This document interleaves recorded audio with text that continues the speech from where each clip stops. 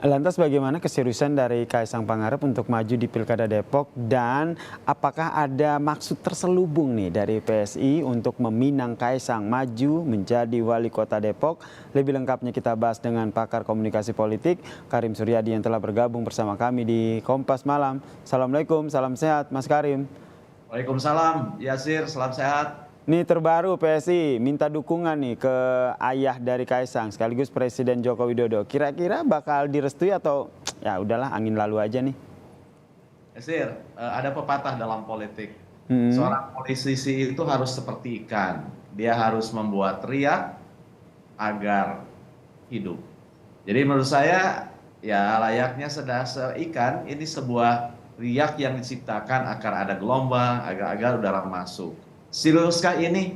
Saya tidak bisa menanggapi ini secara serius. Kenapa? Karena ada 3 alasan.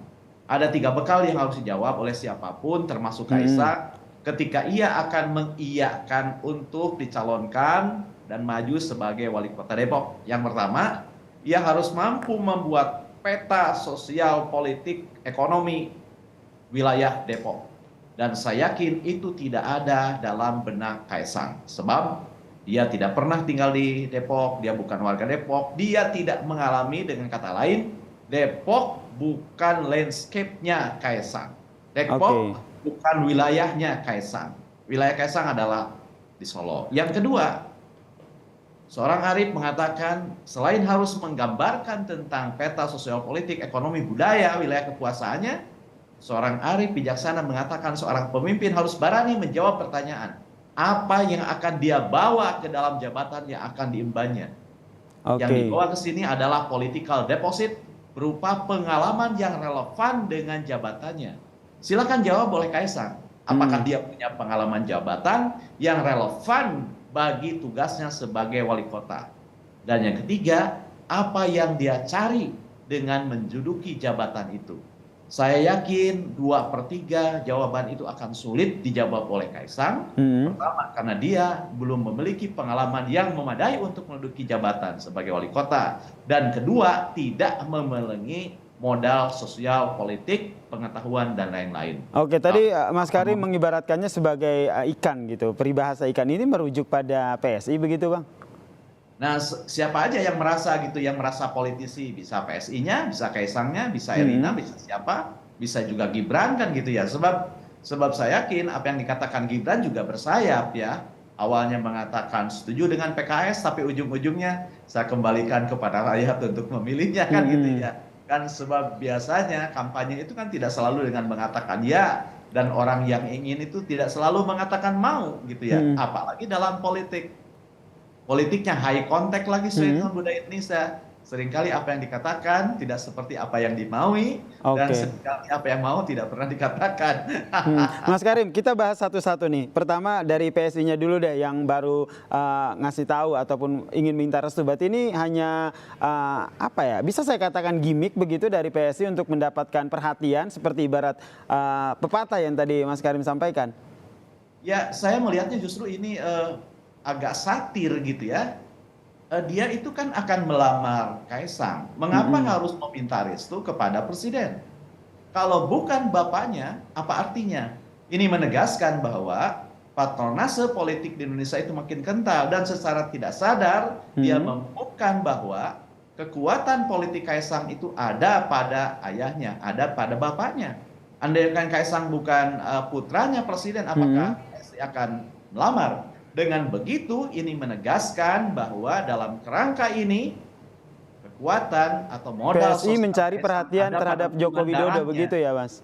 Ya, ada pada hubungan darahnya, dan demokrasi tidak sehat ketika mekanisme didasarkan atas pertalian darah. Sebab berkah demokrasi itu adalah jaminan kesamaan di dalam kesempatan gitu ya. Dan kalau jaminan kesamaan di dalam kesempatan itu disederhanakan menjadi hubungan darah, silsilah dan golongan darah, mati demokrasi kita. Oke, berarti ini terlebih kalau kita lihat PKS sendiri juga mengklaim bahwa usulan yang disampaikan oleh PSI ini karena memang PSI tidak punya tokoh begitu.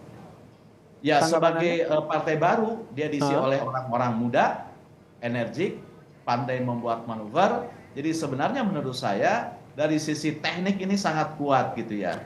Hanya masalahnya kan politisi bukan hanya atau politik bukan hanya butuh teknik, tapi juga butuh etik, sekaligus juga tokoh yang menghidupkan teknik dan etik itu, gitu ya. Mas Karim, Tinggal kalau kita lihat identifikasi. PSI ini sepertinya mencari perhatian dari Joko Widodo. Nah, menurut Anda sendiri, nanti respon dari Joko Widodo sendiri seperti apa?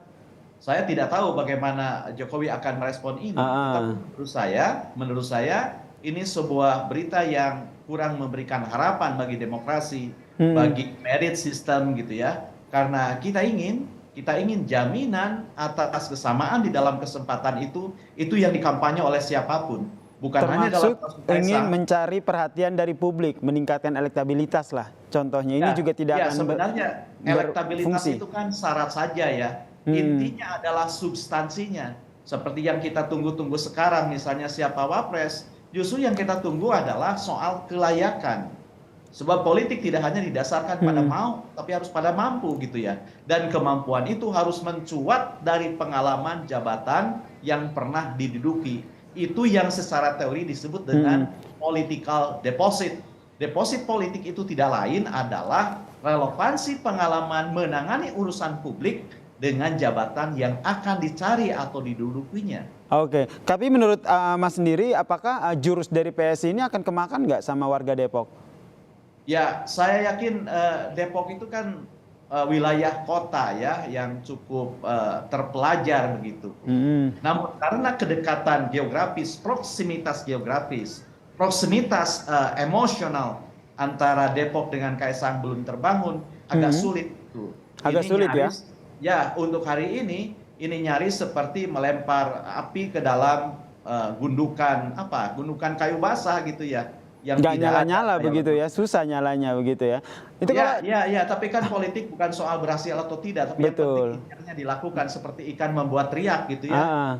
Dan akhirnya seperti pepatah tadi, ikan membuat riak, yang akhirnya terpengaruh juga nampaknya disambut juga nih sama Kaisang. Beberapa kali di Instastory yang diunggah oleh istrinya, sepertinya kayak memberikan sinyal-sinyal. Atau Anda membacanya seperti apa nih respon dari Kaisang ini? Saya tidak membaca itu sebagai kode kuat, sebagai respon atas isu ini gitu ya.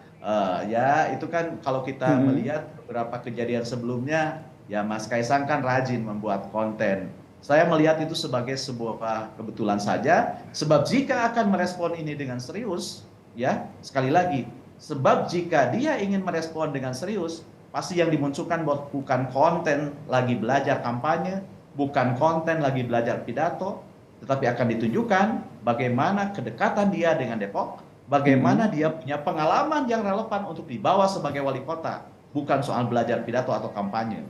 Atau kita bisa membacanya, Kaisang memang ingin maju tapi nggak di kota Depok begitu. Bisa dibaca ke arah sana nggak, Mas? Bagi saya kriteria seorang pemimpin di mana saja sama.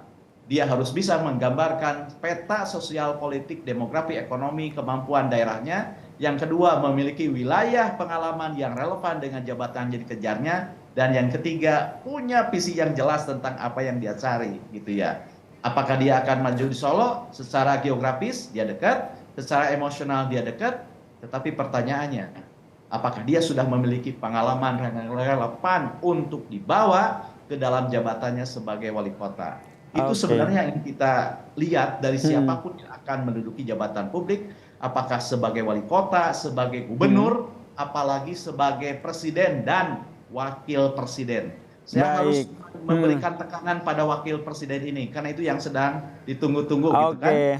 Karena yang ingin kita lihat, kompetensi yang dimajukan, merit system yang dimajukan, sebab kalau dimajukan itu semata-mata berdasarkan silsilah dan golongan darah, berkah demokrasi yang kita banggakan itu akan hilang gitu ya. Oke, yang jelas yang pertama kita nantikan dulu ya statement ataupun komentar langsung nih dari Kaisang Pangarep, apakah ini betul-betul yakin ditanggapi serius atau tidak ya. Terima kasih pakar komunikasi politik Mas Karim Suryadi telah bergabung bersama kami di Kompas Malam. Salam sehat.